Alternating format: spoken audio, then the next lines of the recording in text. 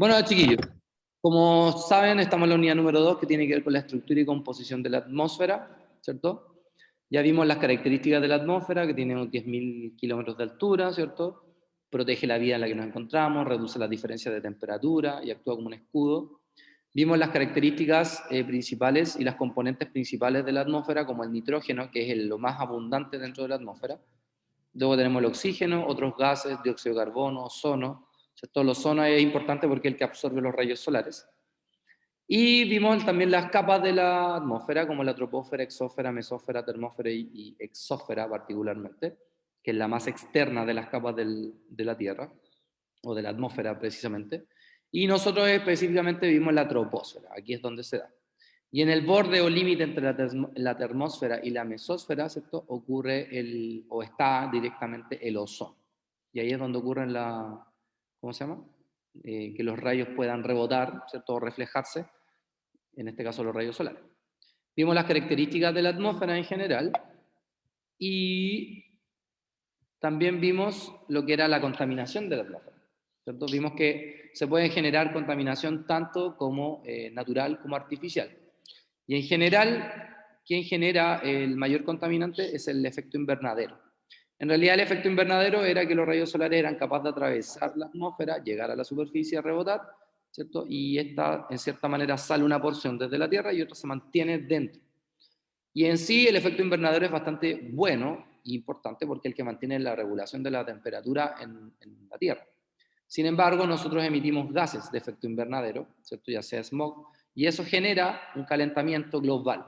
Y este calentamiento se debe directamente a que el efecto invernadero se sobreexplota o se magnifica. ¿Eso qué significa? Que hay más rayos solares dentro de la Tierra, ¿cierto? El smog provoca que más rayos solares se mantengan dentro y por lo tanto aumenta gradualmente la temperatura promedio de la Tierra. Y eso es lo que genera el calentamiento global, ¿cierto? Vimos que la capa de ozono también se puede destruir con los CFC, que son los clorofluorocarbonos, y que específicamente los clorofluorocarbonos ¿cierto? Son moléculas que contienen un carbono, dos, tres cloros y un flúor, y cuando esta interactúa con una radiación ultravioleta, ¿cierto? Se desprende un cloro, el cloro choca con el ozono que tiene tres oxígenos, libera, ¿cierto? Uno de los oxígenos y genera en este caso eh, rompimiento del ozono, ¿cierto? Y bueno, el tamaño de la capa de ozono ha ido cambiando, ahora igual ha ido mejorando un poco con el tiempo, pero yo creo que otra vez va a ir aumentando por el tema de que ya no estamos en cuarentena, así que la gente vuelve a contaminar otra vez, ¿cierto? Luego vimos que cuando, por ejemplo, el dióxido de azufre se mezcla con las nubes que tienen agua, ¿cierto? Estas liberan una cierta lluvia que se llama lluvia ácida. Específicamente son precipitaciones que tienen un pH mayor a 5. Y eso hace que sea muy ácida y por lo tanto puede generar efectos negativos, ¿cierto? Sobre todo en los vegetales. Y obviamente eso enfermaría a las personas que consumen esos vegetales, como también contamina lagos, entre otros. ¿Sí? Ahora, el smog también vimos que tenía que ver justamente con la liberación de humo, ¿cierto? Directamente de las zonas industriales, ¿cierto? Industrializadas, y eso también provoca daños en el medio ambiente y en la salud. Vimos los contaminantes y al final hablamos de los efectos nocivos para la salud. Entonces, ¿cuáles son los principales tipos de contaminación del aire? En general, la contaminación del aire se debe principalmente por todos los contaminantes gaseosos que pueden existir. ¿Quiénes lo provocan? Curiosamente, el consumo de tabaco y los materiales de construcción. Eso genera mucha liberación de gases, ¿cierto? Y que son contaminantes para el aire, porque también contienen dentro del clorofluorocarbonos. También proviene de volcanes o de las industrias, ¿ya? O sea, lo mismo que puede emanar de una industria, también lo emanan los volcanes. Y obviamente la niebla tóxica también afecta directamente al aire, ¿sí? El principal problema es Hola. El principal problema es el monóxido de nitrógeno. Hola, ¿cómo están? ¿Ya? Justamente el monóxido de nitrógeno es el que produce directamente la lluvia ácida y el efecto invernadero. ¿Quiénes la liberan? Los combustibles fósiles. ¿Alguien conoce algún combustible fósil así al tiro, de manera rápida. ¿Qué combustible fósil? El petróleo. ¿Cierto? El petróleo emana directamente monóxido de nitrógeno cuando se calienta. ¿Ya? Por eso es que los tubos de escape liberan ese gas que generan contaminación directamente. Porque liberan monóxido de nitrógeno. ¿Cierto? Bueno, en general se ha tratado de minimizar este cambio, digamos, esta contaminación. Sin embargo, es muy difícil.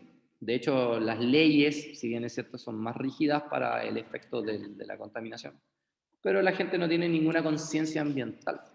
Y esta conciencia la podemos ver, por ejemplo, en lugares bastante más complicados, como en la región metropolitana, donde hemos visto casos, ¿cierto?, en donde las personas sufren por el aire en el que se encuentran porque está totalmente contaminado. Y eso genera enfermedades, ¿cierto?, de respiración. Nosotros en Arica tenemos una cierta fortuna, porque como les decía, nosotros tenemos un foco térmico que es el mar. Por lo tanto, la contaminación directamente del aire no se ve tan influenciada, pero nosotros tenemos otro tipo de contaminación, como por ejemplo la contaminación del plomo, ¿cierto? Que eso ya es algo netamente de Arica, porque como Arica es la chupa al mate, entonces vinieron a botar los desechos acá a Arica, no hay otro. Bueno, todos estos procesos que vimos anteriormente generan algo que se llama un cambio climático. ¿Qué es para ustedes un cambio climático? Aquí no está la definición, así que... Por ejemplo, para ti, Lourdes, ¿qué es un cambio climático?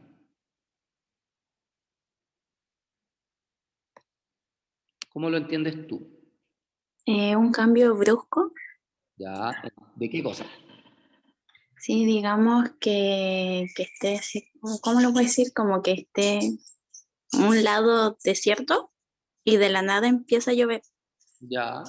O sea, un cambio directamente en el clima del lugar donde nos encontramos.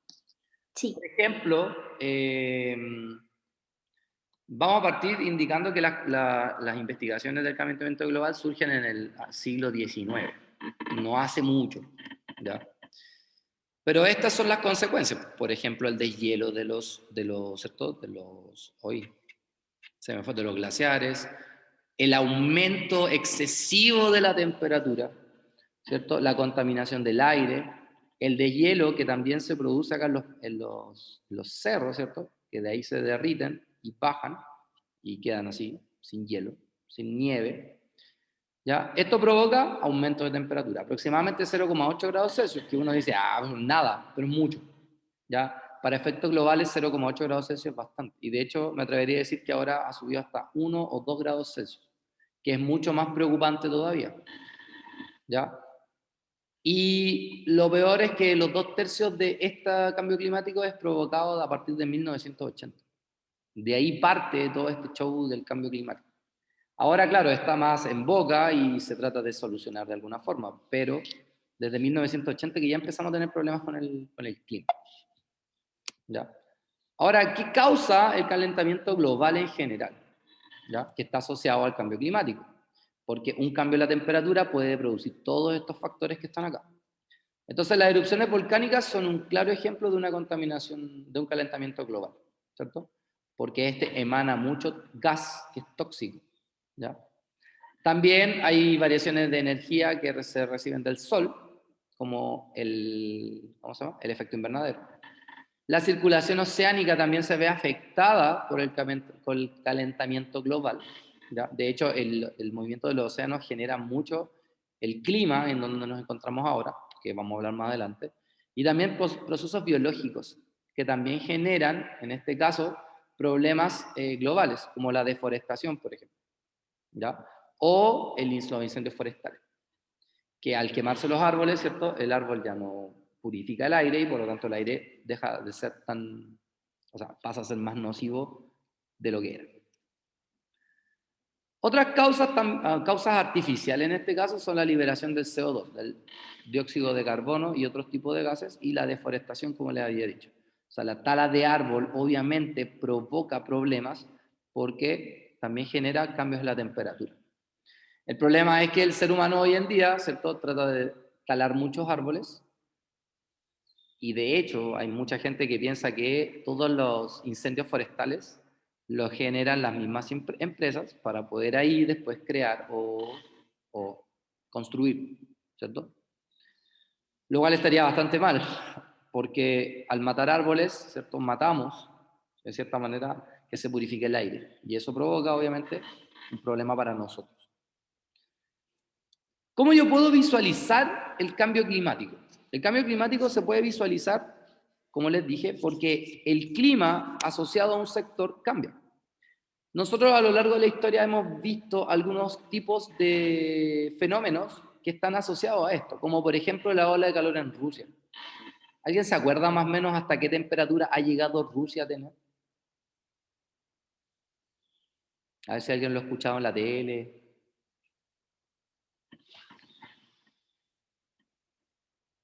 ¿Nadie? ¿Hasta qué temperatura más o menos ha llegado Rusia? Temperatura ambiente me refiero.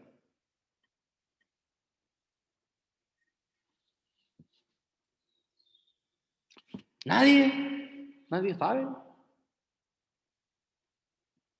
A ver, échenle un número, a ver. Diego,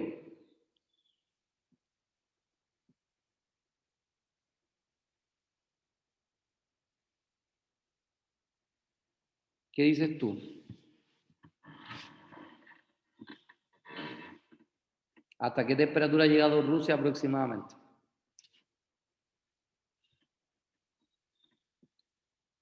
¿Hay alguien ahí?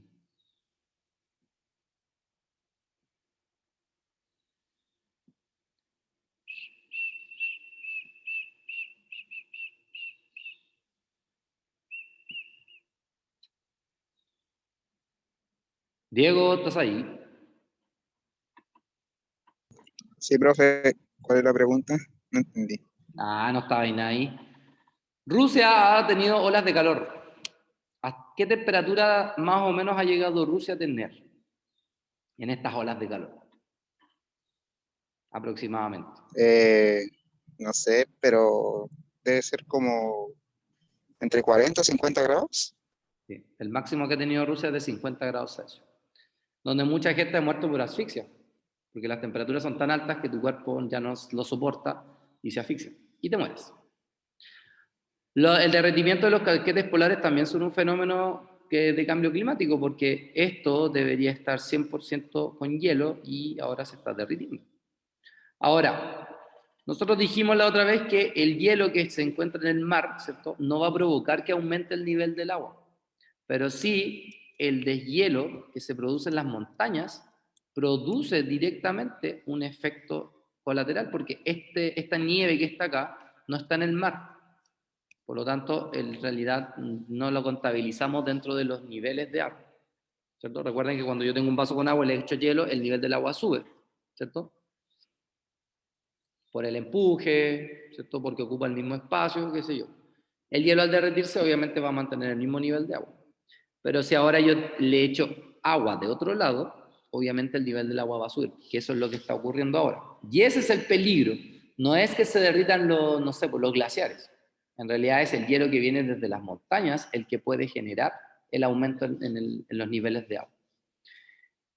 Fíjense que hace mucho tiempo Venecia se inundó, hace como 2 años atrás. También producto del cambio climático, ¿ya? Y se han originado diversos huracanes. En Haití, por ejemplo, el huracán Matthew, que provocó muchas muertes y obviamente también generó vientos tan fuertes que generó cambios en los ríos, ¿cierto? Aumento en el caudal del río, y eso también provocó, ¿cierto?, muchas muertes. ¿Qué fenómenos meteorológicos se han dado en Chile? Por ejemplo, un aluvión en el norte chico, el 2015, ¿ya? Hace tiempo, no sé si se acuerdan, ustedes estaban acá, que en Arica y en Iquique de real llovió. Cuando digo de real porque para nosotros un par de gotitas de lluvia, pero esa vez de verdad que llovió. No sé si se acuerdan, no eran tan chicos. No tiene que haber sido hace tanto tiempo. Por lo menos hace unos 4 años atrás. ¿Se acuerdan o no?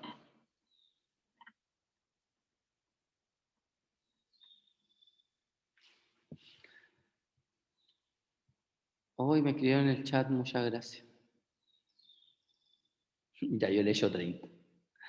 ¿No se acuerdan de esa lluvia? Que fue como en febrero, que dejó la escoba, por lo menos en Iquique dejó la escoba.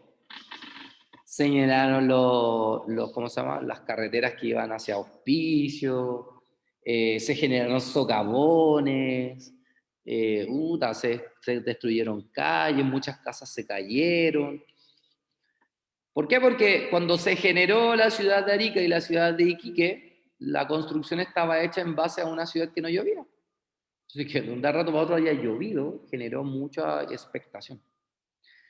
Otro fenómeno, bueno, y en el norte chico, estamos hablando de Serena, Coquimbo, también se generaron lluvias en el 2015 que generó también mucha inundación, lo cual es bastante raro. En el sur de Chile, hace mucho tiempo atrás, se generaron trombas marinas, que son como remolinos, pero en el mar. Algo que jamás había ocurrido en Chile, nunca jamás había ocurrido eso. O sea, en el sur llueve, todo lo que ustedes quieran, pero una tromba marina jamás se había dado. No sé si se acuerdan de esto. Vientos en el norte de Chile. Y aquí salimos nosotros. Supongo que también estaban vivos, ¿no? Un viento que era como con tierra, que dejó la escoba porque era un viento súper fuerte. ¿Se acuerdan o no? ¿O no lo vivieron? Sí, viste, la Yara se acuerda.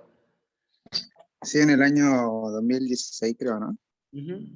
Y bueno, en Antuco, la nevasca, o sea, que nevó de sobremanera, ¿cierto? Y ahí está la tragedia de Antuco, donde murió también muchas personas.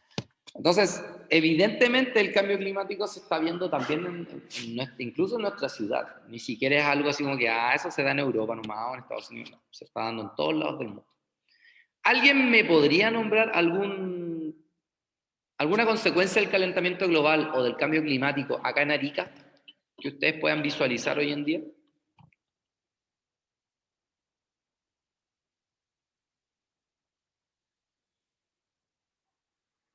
¿Nadie?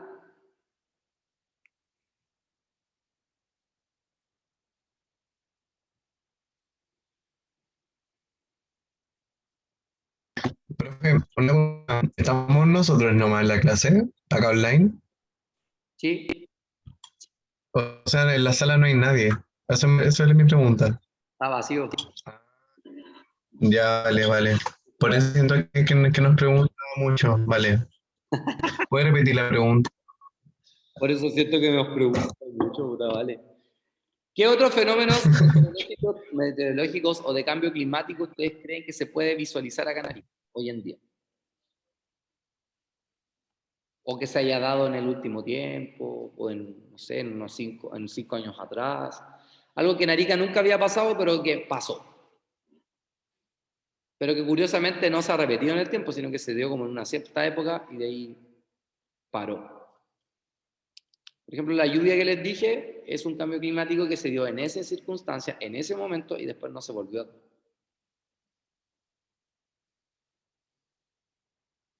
¿Alguien se acuerda o tiene noción de algún cambio climático que se esté dando o que se haya dado en Arica?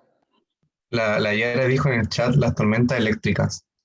Bien, súper. Muchas gracias, Joaquín. No me había percatado.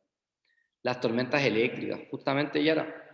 ¿No se acuerdan que hace mucho, a ver, habrán sido unos 4 años atrás, 3 incluso, que en la playa empezó a caer una tormenta eléctrica y caían los truenos? ¡Pa, pa!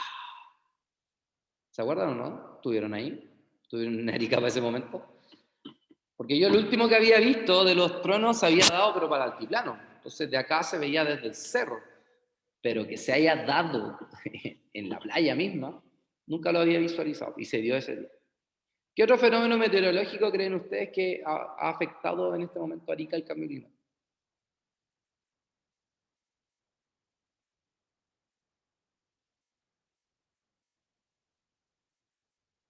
Algo que puedan percatar ahora, ya.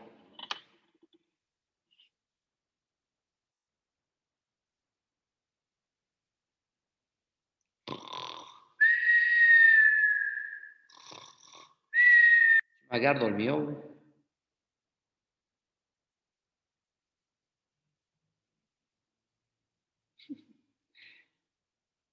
¿Hablo en chino o qué? ¿Que tengo que repetir la pregunta cada rato? No me ponen atención.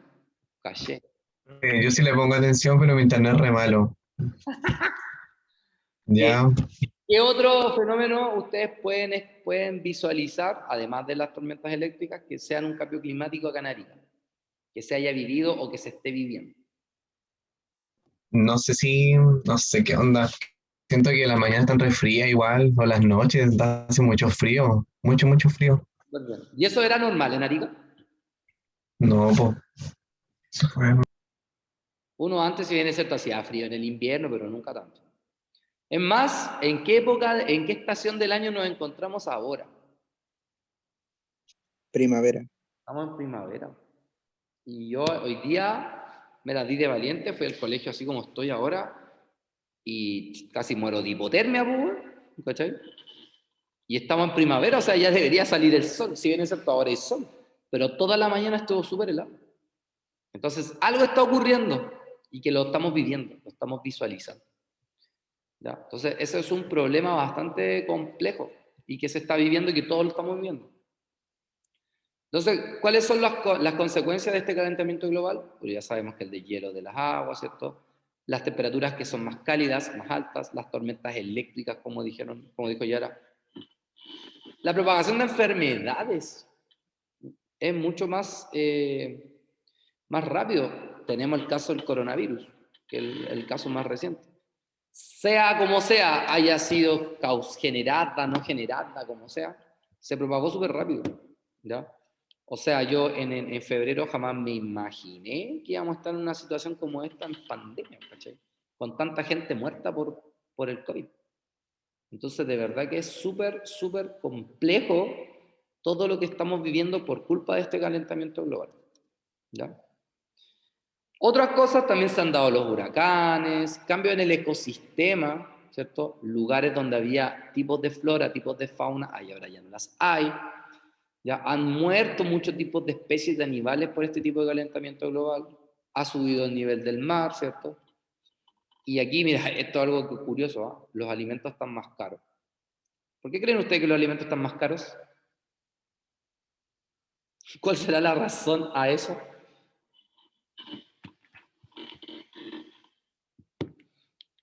Por ejemplo, la falta de lluvia que ayudaba a los que sembraban eso. Muy bien. De hecho, por ejemplo, allá a ver, ¿cómo se llama esto? En Petorca, que era un lugar donde antes llovía constantemente, Petorca ha pasado por una sequía impresionante. Y eso ha causado que obviamente el cultivo haya empeorado, se haya retrasado y por lo tanto los alimentos ahora son más caros. O sea, es un sinfín de consecuencias que se da por este calentamiento global. Ahora, este calentamiento global se debe al cambio climático. Pero yo para hablar de cambio climático tengo que saber cómo se asocia con el clima. Y el clima se asocia con algo súper curioso, que son las corrientes marinas. O sea, las corrientes oceánicas que hay en el mar afectan al tipo de clima que puede tener cada sector de cada continente. ¿Ya? ¿Por qué? Porque son masas de agua que se desplazan, ¿cierto? Son muy profundas, ¿cierto? Y tienen una determinada dirección. Entonces, ¿qué pasa? Que las aguas que se mueven tienen que considerar que en el océano hay dos tipos de agua, las aguas frías y las aguas cálidas. Entonces, cuando se mueven por corrientes de convección, ¿saben lo que es una corriente de convección, cierto? ¿O no? ¿Cómo para explicarlo?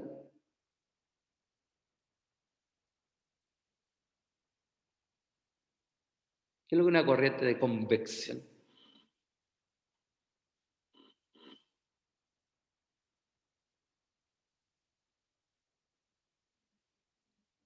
No saben.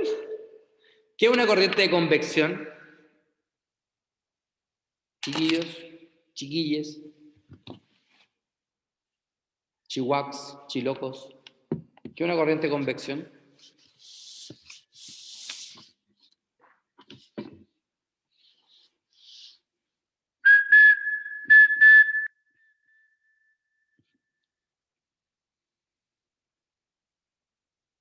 ¿Qué es una corriente de convección, chiquillos? ¿O no saben? Si no saben, díganme que no saben.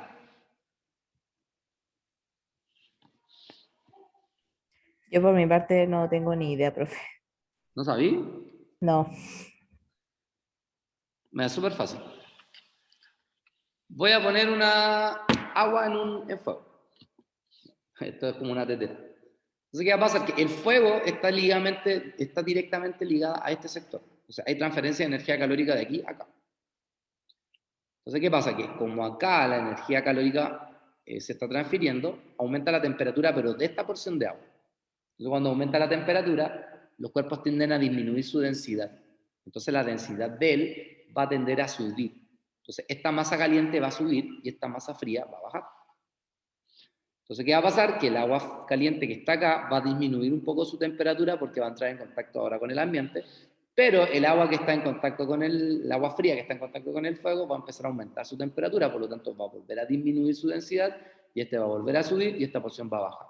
Entonces, ¿qué va a pasar? Que se genera una corriente de convección, o sea, un cambio en las masas de agua producto de las diferencias de temperatura. Hasta que, obviamente, está la temperatura. ¿Ya? De hecho, los vientos se pueden explicar mediante este cambio. De hecho, se los voy a explicar al tirito para que lo vean. A ver, lo voy a hacer acá. Profe, los huracanes no se provocaban así. Exactamente. Esa es una de las razones. Bueno, los huracanes tienen otra ciencia un poco más compleja, pero sí.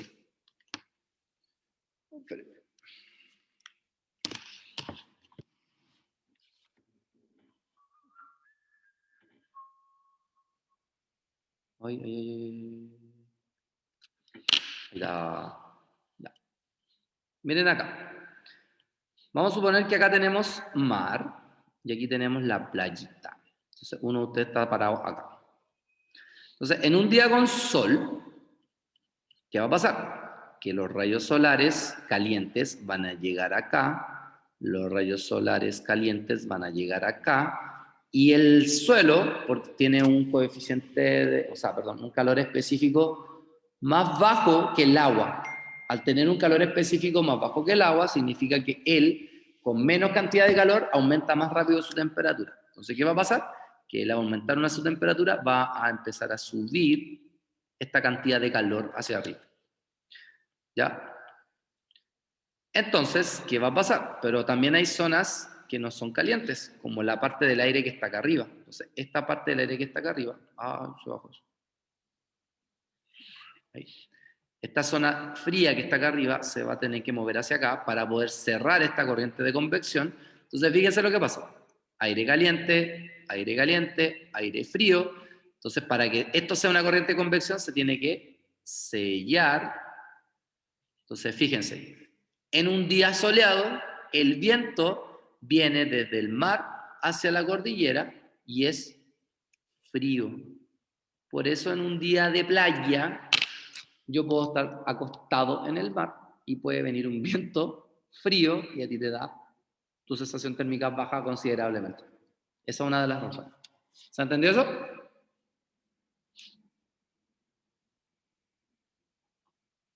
¿Sí o no?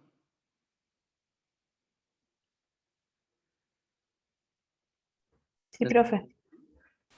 Sin embargo, ¿qué pasa ahora si ahora tenemos la luna? O sea, de noche, en este mismo episodio. Bueno, va a pasar lo mismo. Todo el día se calentó el mar.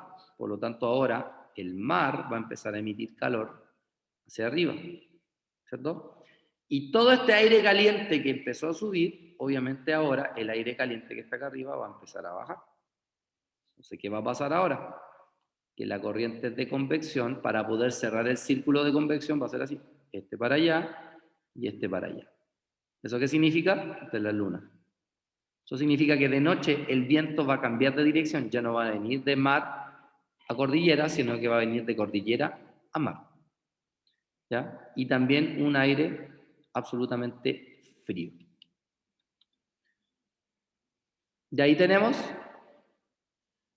por qué el viento sopla de playa a cordillera de día y de noche sopla de cordillera a mar. Esa es la razón específica del por qué el movimiento de esas masas de aire que se dan. ¿Se entiende?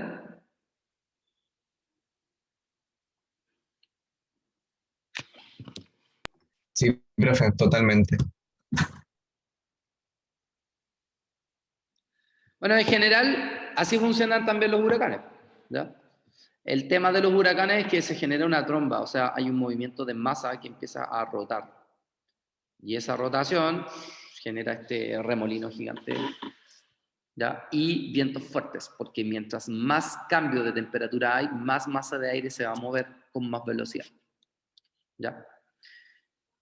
Bueno, en general, esto es lo que ocurre directamente con los mares. Los océanos tienen zonas cálidas y zonas o aguas frías, ¿ya? Generalmente, ¿dónde encontramos las zonas de aguas frías? Obviamente en la Antártica, ¿ya? En las zonas polares, como acá en Groenlandia, como en... No, cacho, ¿cómo se llama esto? Lavacador, no sé cómo se llama eso. En California también tenemos aguas frías, acá, ¿cierto? También, aquí en el Océano Atlántico Norte, etc. Y hay otras zonas que son más cálidas. Entonces, aquí hay un movimiento aparente de agua cálida a agua fría. Y este movimiento de aguas calientes con aguas frías modelan el tipo de temperatura que vamos a tener, ¿ya? Fíjense que aquí tenemos desiertos costeros. ¿Qué es un desierto costero? Un desierto árido, pero que tiene costa, o sea, tiene un foco térmico, ¿ya? Pero que aún así es desierto. Fíjense que casi todo el norte de Chile, hasta acá más o menos, es desértico. Y si seguimos hacia arriba, esta parte de Perú, ¿cierto? Hasta llegar más o menos hasta como Ecuador. Ah, qué curioso. Bueno, en África es súper desértico, de hecho ahí está el pleno desierto del Sahara, uno de los desiertos más áridos del mundo, junto con el de Atacama. Ya, directamente. Árido significa seco, por secos.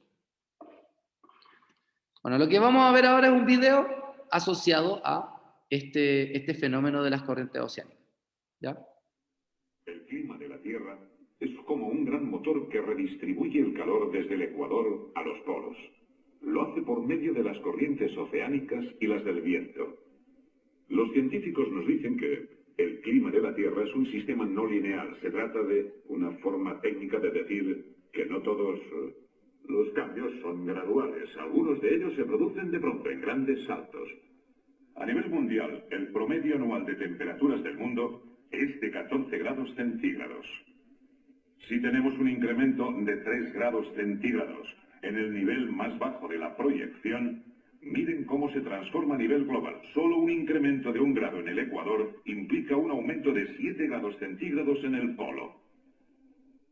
Por tanto, estos patrones de corrientes de viento y oceánicas que se han formado desde la última época glacial y se han mantenido relativamente estables pierden el control y cambian.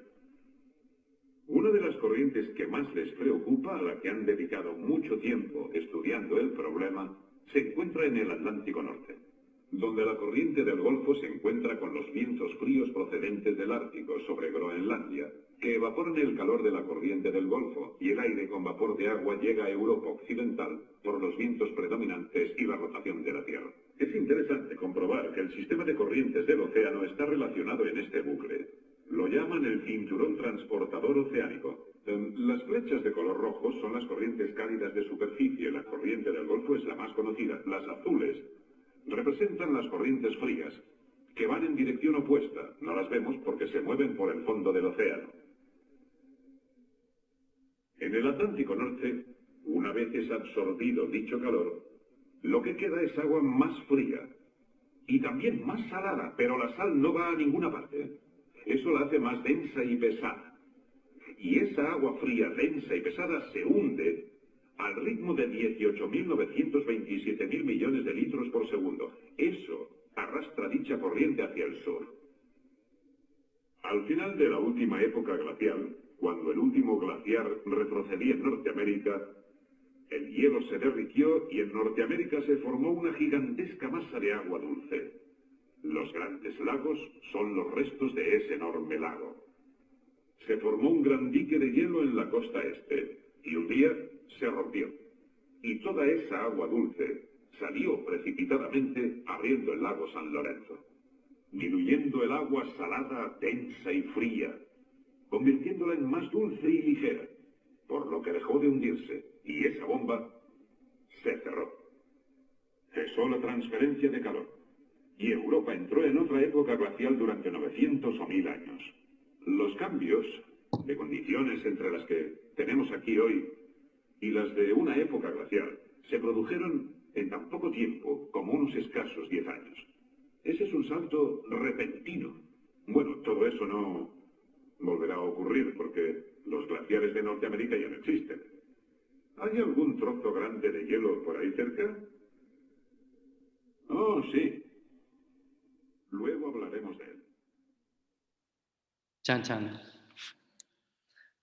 Bueno, ahí se dan cuenta que a lo largo de la historia, ¿cierto? También este movimiento de masas de agua también ha provocado, sí, de hecho, si se dieron cuenta en el video, acá en esta parte, ¿cierto? Se generaba mucho vapor de agua, lo cual hace que se genere mucha lluvia en todo este sector. Por eso es que todo este sector de Europa es muy lluvioso, ¿ya? Porque viene y proviene directamente de la evaporación del agua que viene por acá. Entonces, importante también destacar del video que toda la masa de agua caliente está en la superficie y la masa de agua fría está por debajo.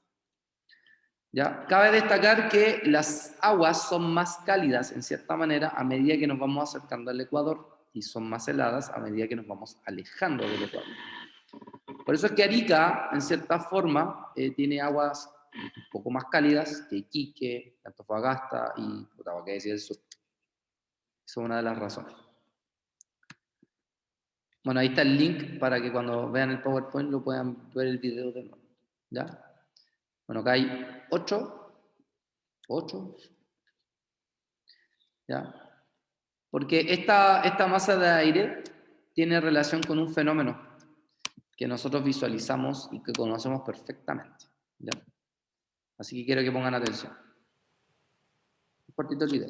La corriente de Humboldt. La corriente de Humboldt fue descubierta por Alexander von Humboldt, quien la describe en su obra Los viajes a las regiones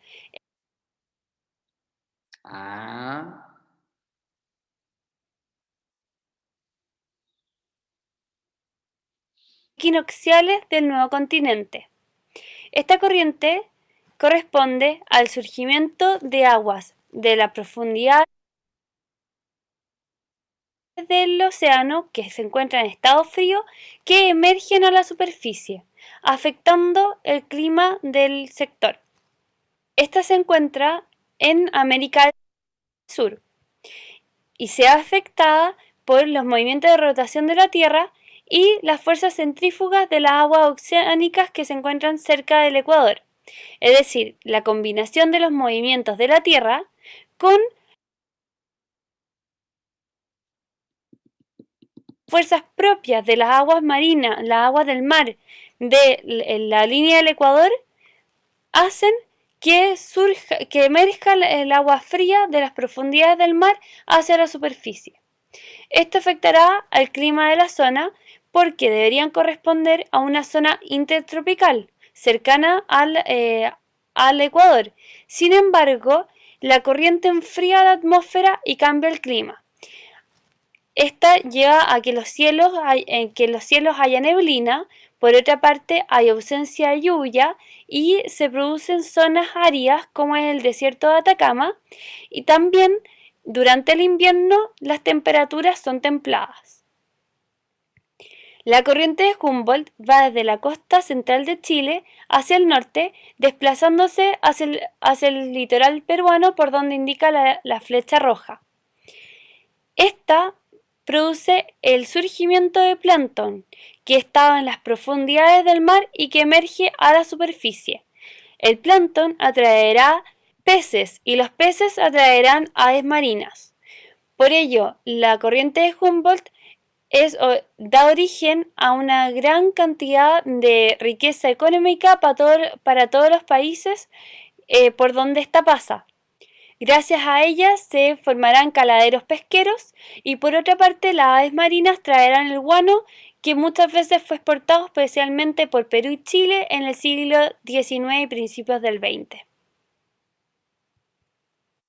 Hostia, tío, la corriente de Humboldt.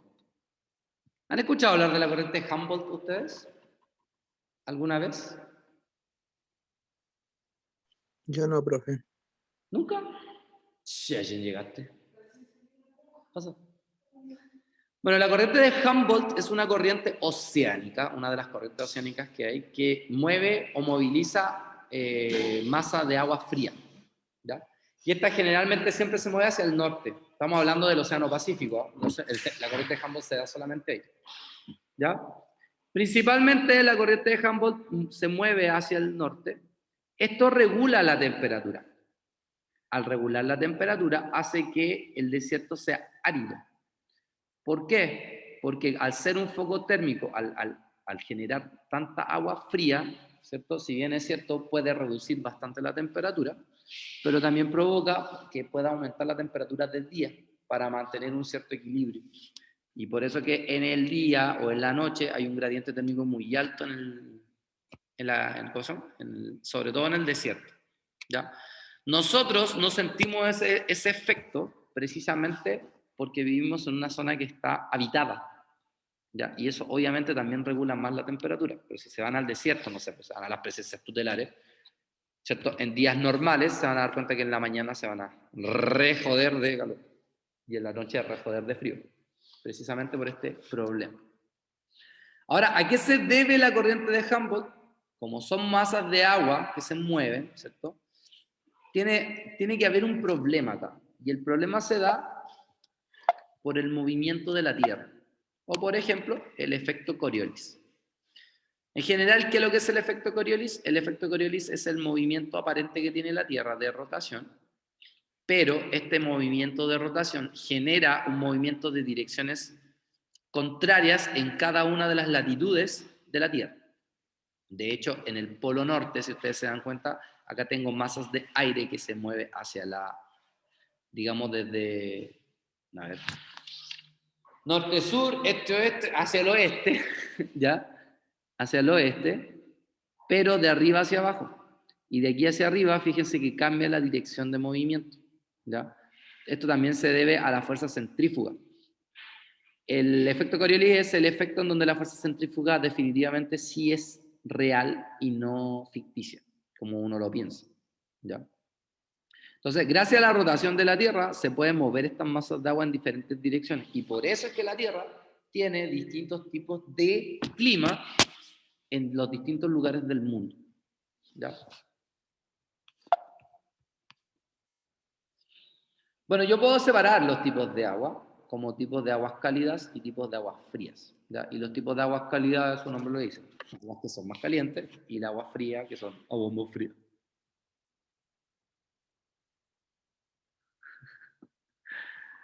Oye, Joaquín, soy simpático. ¿Está conectado? Sí, profe, volví. ¿Qué video era, joven? El primero que mostró, como que... No, que fome. Bueno, te desafío que hay uno más entretenido que... Ya, vale. Algo no me quedó claro, si surge o emerge. Si surge o emerge, no me quedó claro qué hacía. Lo frío tiende a sumergirse.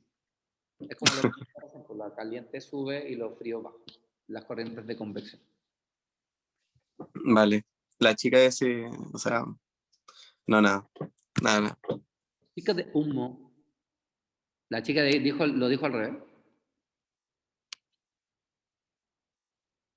Lo que pasa es que eso es a nivel global, pero nosotros estamos acá en un problema que es la corriente de Humboldt, que es la corriente fría que sube, pero a su vez está bajando corriente cálida. Y esa intersección de corriente fría con corriente cálida genera el tema de la aridad en el desierto. Bueno, este problema también genera dos tipos de fenómenos, que son el niño y la niña, ¿cierto? ¿Cuál es la diferencia entre el niño y la niña? ¿Alguien sabe? No me preguntan a mí por qué el niño y la niña. Es súper sexista, pero es lo que hay. ¿Por qué el niño y la niña? El fenómeno del Niño se debe a producción de aire muy caliente. Eso significa que cuando estamos dentro del fenómeno del Niño hay mucha sequía. En cambio, cuando estamos en el fenómeno de la Niña, hay un aire muy frío. Por lo tanto, se generan muchas lluvias, ¿ya? Exceso de lluvias específicamente. ¿Y a qué se debe esto principalmente? También se debe a los juegos de cambio de temperatura. Y obviamente el cambio climático afecta o ayuda a esto. Como vieron en el primer video, el FOME que dijo el Joaquín, ¿cierto? Cuando yo aumento un poco la temperatura del Ecuador, esto hace que aumente las temperaturas mucho a nivel global. Y por lo tanto, si aumenta mucho la temperatura, vamos a tener el efecto del Niño. Y así también puede disminuir la temperatura y por lo tanto se puede generar el fenómeno de la Niña. ¿Ya? Si ustedes se dan cuenta, este fenómeno principalmente se da en esta zona. Aquí lo rojo es lo cálido y lo azul es lo frío, por si acaso. ¿Ya? Bueno, y aquí estamos, ¿cierto? En el caso del niño, el niño, ¿por qué le pusieron el niño y la niña? ¿Qué estaban pensando? Bueno, aquí... El machismo. Machismo, absolutamente. Ya, pero bueno, ¿qué le vamos a hacer? Bueno, aquí principalmente se da porque, como les dije, es una corriente cálida que va a pasar por la cordillera y en este caso por el continente, y eso va a generar, ¿cierto?, un cambio muy brusco de temperatura y por lo tanto va a generar sequías, porque obviamente va a haber más evaporación del agua, ¿ya? Esta agua, recuerden que se va al mar, así que en realidad no va a haber un ciclo de agua necesaria para que vuelva a caer el mar, así que estamos ahí sonados. ¿Ya? Si se dan cuenta acá, las corrientes de convección se generan de esta forma. Entonces, al ser de esta forma, aquí esta porción de nube se va a ir para allá, hacia el mar. Y en el caso de la niña, al revés, ¿cierto? Es una diferencia, un gradiente térmico tan bajo que se genera mucho frío en él. Aquí tenemos otro esquema. ¿Ya? Ahora, esto también se debe de un continente a otro. Aquí tenemos ¿cómo se llama?, la costa oriental y aquí tenemos la costa occidental. Para hacerles la película más clara, la costa oriental, donde está Asia, donde está China, y la costa occidental, donde está Perú, ¿cierto? Y en este caso, el fenómeno del Niño viene desde la zona oriental hasta la zona occidental, ¿ya? Y aquí las lluvias se generan, ¿cierto?, en este sector por la evaporación del agua, pero fíjense que la lluvia se da acá. Entonces la costa se va a ver afectado directamente por el calentamiento de su zona. En cambio la niña es al revés. La niña es de la corriente fría, o sea, se genera más agua fría acá que en la costa oriental, entonces el movimiento de la niña se va hacia allá. Nosotros lo percatamos porque lo vamos a sentir más frío. Y por último, y con esto terminamos hoy día, la climatología. ¿Qué es lo que es la climatología según usted? No se van a poner a leerse. ¿Qué estudia la climatología, por lógica? El clima. ¿Qué parámetros tiene el clima? El clima considera la temperatura, la humedad, las precipitaciones, o sea, las lluvias, viento, la insolación, ¿cierto? Pero ¿alguna vez han escuchado hablar del tiempo? Pero no el tiempo en segundos, minutos, sino que el tiempo. De hecho, hay un programa en la tele. Vamos a ver el tiempo en Arica, el tiempo en Santiago. ¿Igual hay diferencia entre tiempo y clima? Tiene que haber una diferencia.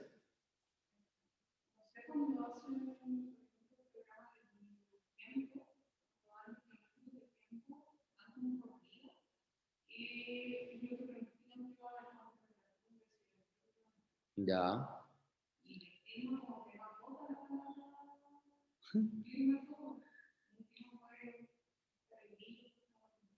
Ya.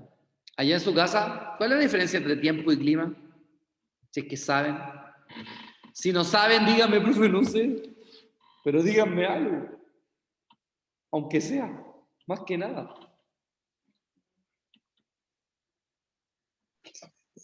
Por ejemplo, en los programas yo me acuerdo que cuando se llamaba el tiempo, salía a tal hora va a ocurrir cierto evento climático. Entonces, tal vez por eso, no sé. Ujú. Entonces, ¿cuál es la diferencia entre tiempo y clima? Porque aparentemente son lo mismo, pero no son lo mismo. Profe, que igual el tiempo es como más puntual y cuando uno dice clima es como ya un estudio así como de por medio, ¿no? Los dos son un estudio, pero sí, el clima, el tiempo es efectivamente algo más puntual, algo que se da en el día. De hecho, yo puedo pronosticar el tiempo. Tiempo climatológico, sí.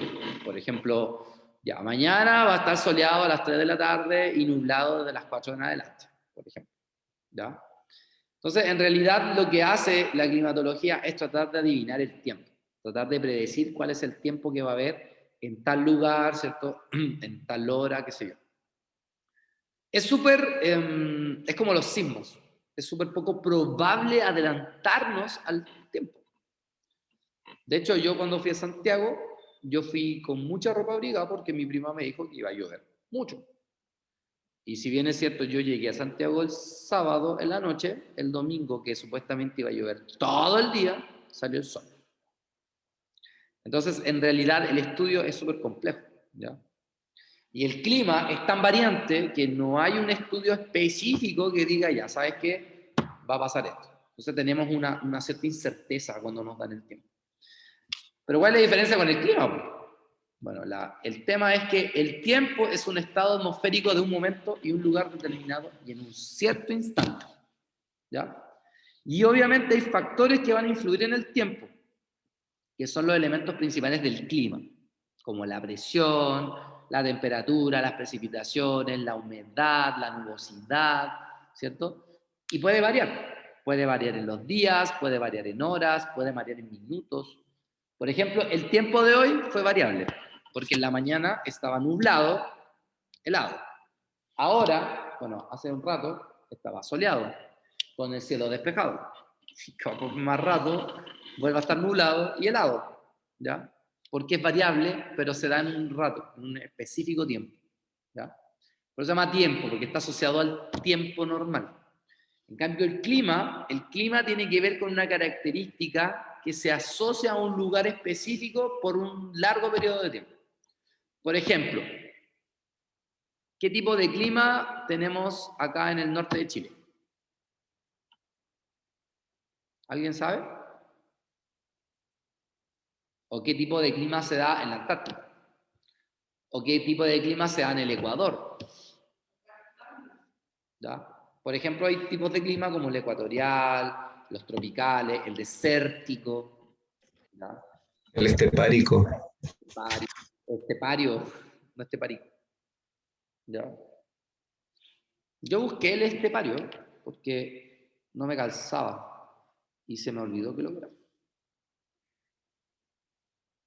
Lo voy a buscar al toque. Dice de la estepa, o relacionado con este tipo de vegetación o con el lugar que se da. Me dejó igual, pues. Ah, ya. Un clima estepario es un clima, o sea, más que el clima, se da en lugares con mucha vegetación. Es un clima estepario. Los subtropicales, ¿cierto? Cuando uno va ahí a tomarse un juguito en el coco y hay lluvia, hay viento, mediterráneo, marítimo, etc. ¿Ya? Entonces, en el mundo completo puede variar el tiempo, pero el clima es algo particular del sector. Que obviamente el tiempo puede cambiar, ¿ya? Pero globalmente es el mismo. O sea, Arica puede que llueva de repente, como puede que no llueva, puede que esté más helado, pero no creo que vaya a salir vegetación en los cerros, ¿cierto? Entonces, es un clima ya específico y sus características están asociadas al sector. ¿Cuáles son los elementos principales del clima? Entonces, hay elementos que están asociados al clima, pero también hay factores que influyen en el clima. Las precipitaciones, como les decía, son un elemento. O sea, yo en el clima puedo hablar de las precipitaciones, puedo hablar de la nubosidad, o sea, si va a haber, nubes o no. Puedo hablar de la evaporación, de la insolación, Puedo hablar de la humedad. ¿Arica es húmedo en general? ¿Arica es húmedo en general? Sí. ¿Y cómo es Santiago? ¿Santiago es húmedo?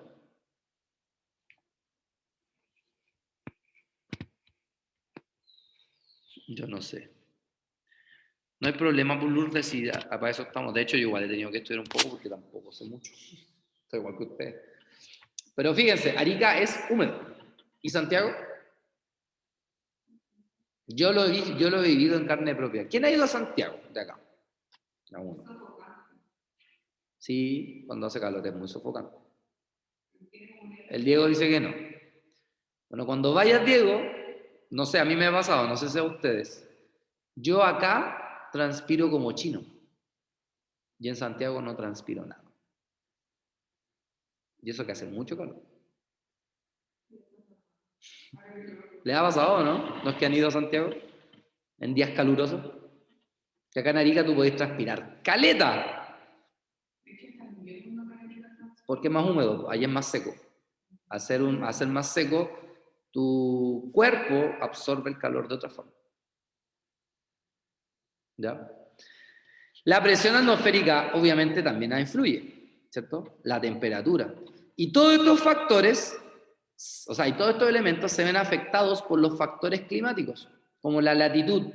No es lo mismo vivir en Arica que vivir en, no sé, pues a ver, en China, por ejemplo, que podemos estar a la misma latitud, pero no tenemos el mismo clima. La circulación atmosférica, ¿cierto? Aquí tenemos una circulación atmosférica mucho más amplia que en Santiago. Santiago está más cerrada por el hecho de que está, ¿cierto? Encerrado por cerro. La altitud, o sea, no es lo mismo, ¿cierto? Tener un clima acá en Arica que en el lago Chungarao. Cambió el clima producto de la altitud. La orografía o relieve. La orografía tiene que ver con los relieves. O sea, de hecho, no es lo mismo estar en el mar, cerca del mar, que irme a, no sé, en la misma noche y a la misma hora que estar en Gallinas. Ya el solo hecho de haber cambiado el relieve, porque no es tanta la variación de altura, pero ya haber cambiado el relieve, cambió también un poco la sensación térmica en ese lugar. La continentalidad, o sea, obviamente no el mismo clima en el continente americano que en el continente asiático. Y las corrientes marinas. Ya nosotros estamos bajo la corriente de Humboldt, pero en otro lado están bajo otro tipo de corriente y por lo tanto eso también genera cambios en el clima. O sea, hay varios factores que influyen en el clima. Y por eso es que el clima es tan complicado predecirlo, porque depende de muchas cosas. No es algo tan específico. ¿Ya? Acá están los tipos de clima. Si ustedes se dan cuenta, en lo que es la Antártica y en el Ártico, el clima es polar. ¿Qué significa polar? Que está lleno de hielos. Aunque ahora se están derritiendo, pero están llenos de hielos. ¿Ya? Después, en esta zona de acá, en esta zona donde está Canadá, ¿cierto? Parte de Estados Unidos, tenemos por acá está Grecia, tenemos a Francia por acá, Dinamarca, etc. Ellos, o acá, nosotros incluso tenemos una zona que es la zona de Punta Arenas, Puerto Natales, que son latitudes medias, ¿ya? Latitudes medias significa que tenemos desiertos, pero más floridos que el desierto normal, ¿ya? Son esteparios, por eso es que es desértico pero estepario, o sea, es desértico pero que tiene flora, ¿ya? Y tiene marítimo de costa occidental, o sea, en castellano es súper frío en general, ¿ya? Y ahí se tapa, ¿sí? Demasiado.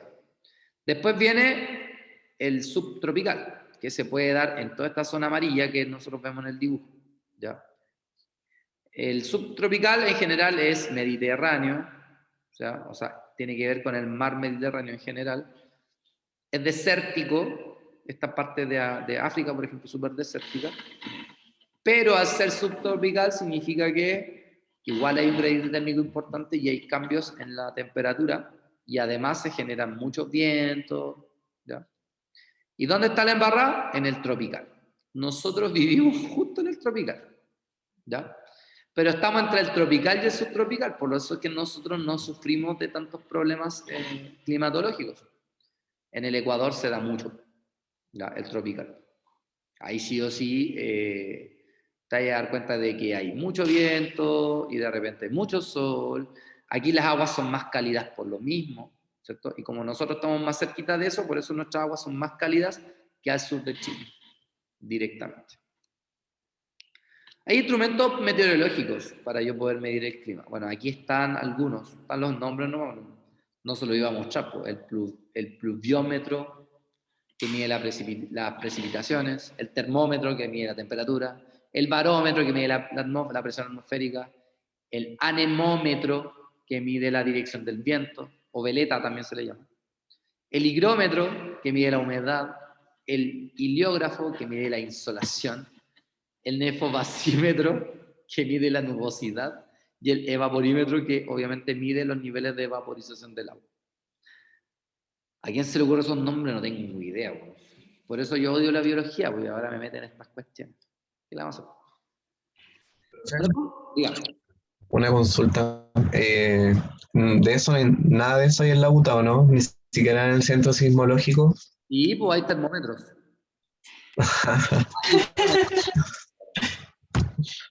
No. Como seco en termómetro y barómetro. No, pues que tomar un referente de esto es súper difícil. Antes, no sé si estará ahora, porque lo que yo sé es que acá hay un centro de radiación que mide los niveles de radiación acá en la zona norte. Pero no sé si habrán estos otros tipos de artefactos. Lo desconozco. Voy a averiguar, si los encuentro, por último, para presentárselos. ¿Qué se puede hacer al respecto? Voy a hablar con la profe Bianca y le voy a preguntar si hay alguno de estos para por último, para que los vean. Y aunque ustedes no lo crean, yo también voy a aprender porque yo no los conozco. Con Cueva me quedé en el termómetro y en el barómetro. Con harta suerte. ¿No? Hoy aquí no. Bueno, hay laboratorios. Ahí hay un barómetro. Ese tiene un termómetro y un barómetro. Que es como un relojito. Mide la presión nomás. La presión atmosférica. Bueno, ¿cómo se generan los modelos climatológicos? Los modelos climatológicos se ven afectados por dos grandes cosas. Primero, la interacción que hay entre el sistema climatológico que hay en el sector y además el forzamiento externo. Por ejemplo, los gases de efecto invernadero, ¿cierto? Si se ven magnificados, van a generar un aumento de la temperatura y obviamente eso va a generar un cambio climatológico, un cambio climático. Y como va a generar un cambio climático, el modelo también va a cambiar. ¿Ya? Entonces eso es algo importante que destacar. Y por lo mismo es tan difícil generar un modelo climatológico porque el clima cambia constantemente. Entonces es súper poco predecible. Si yo genero un modelo climatológico, con suerte me dura una semana. ¿Cachai? Con suerte. Y de hecho ya nos hemos dado cuenta que hasta eso falla muchas veces. ¿Cachai? Entonces, ¿son precisos los modelos climatológicos? La verdad es que sí, pero no. ¿Cómo eso? Son precisos, pero va a depender netamente del clima que hay en el sector. ¿Okay? Entonces, un lugar que tiene una contaminación constante va a cambiar un clima constante. Entonces, va a ser menos preciso que en un lugar que es más puro. O sea, es más probable que, por ejemplo, que me digan que, no sé, porque mañana en el Amazonas va a haber 37 grados Celsius de temperatura a las 12 de la tarde. Y posiblemente eso ocurra. ¿Por qué? Porque el Amazonas es un lugar donde no hay tanto cambio del ser humano. ¿Cierto? El ser humano no influye mucho ahí. Entonces, al no influir, obviamente la temperatura es más estable. Pero en lugares como Santiago es súper poco probable. Porque hay mucha más contaminación. En Arica también se puede dar una cierta estabilidad en la predicción. Ahora, si no se predice es porque o hay algún tipo de agente que esté cambiando en cierta manera las temperaturas globales de Arica, o en su defecto el modelo que se utilizó es el modelo de la semana pasada. Entonces, obviamente ya a esta altura es un modelo que queda totalmente desechado. ¿Ya? Ahora, si los modelos no son 100% exactos, porque de verdad que no son exactos, ¿por qué los usamos? Porque sigue habiendo un loco en la tele diciendo Mañana el gradiente térmico será de 32 grados bajo cero. Tendremos una mañana fría, ¿cierto? Con precipitaciones que... ¿Y para qué? Pues, si al final, ¿cachai? Que miráis, es lo que te está diciendo que está lloviendo y en realidad no está lloviendo nada. Y en realidad sí es importante, porque a pesar de que las predicciones climatológicas no sean 100% exactas, nos permiten tomar un valor aproximado. Y eso, si bien es cierto, a la gente normal no nos sirve, pero en las políticas públicas sí sirve, porque se pueden tomar decisiones previas, aunque estén erróneas. Por ejemplo, vamos a prevenir que supuestamente va a venir una gran lluvia. O sea, si nosotros pudiéramos pronosticar que en Arica va a haber una gran lluvia, tendríamos que tratar de hacer algo, ¿cachai? Ahora, en realidad, en Arica no se puede hacer mucho con la lluvia, porque si llueve, como llueve en Santiago, en realidad nosotros nos vamos a morir todos. Ustedes tienen que tenerlo presente, porque Arica no tiene las canaletas que ella. Entonces, no hay alcantarillado tan grande.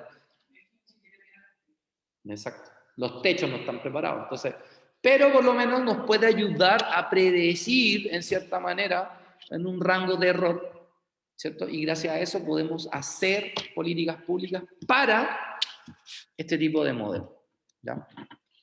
Entonces, en realidad, los modelos climatológicos lo que tratan de hacer es predicciones. Y las predicciones no son tanto como para decir, hoy voy a salir hoy día y voy a hacer sol. No nos sirven para la gente. Nosotros lo hemos tratado de hacerlo más común para que nosotros digamos, cheta, voy a salir con paraguas. Pero en realidad están hechas para acciones políticas, más que para predicciones caseras. Que se hayan transformado en predicciones caseras es otro cuento, pero realmente son en acciones políticas. De hecho, hay un loco que supuestamente en la tele es seco para el tema. No me acuerdo el nombre. Bueno, el profe Carlos Leiva siempre dijo que ese era un charlatán, porque nunca había estudiado climatología. Y yo le creo al profesorcito Carlos. Bueno, chiquillos, llegamos hasta acá. El día lunes vamos a hablar un ratito sobre el trabajo. Quiero que me muestren un avance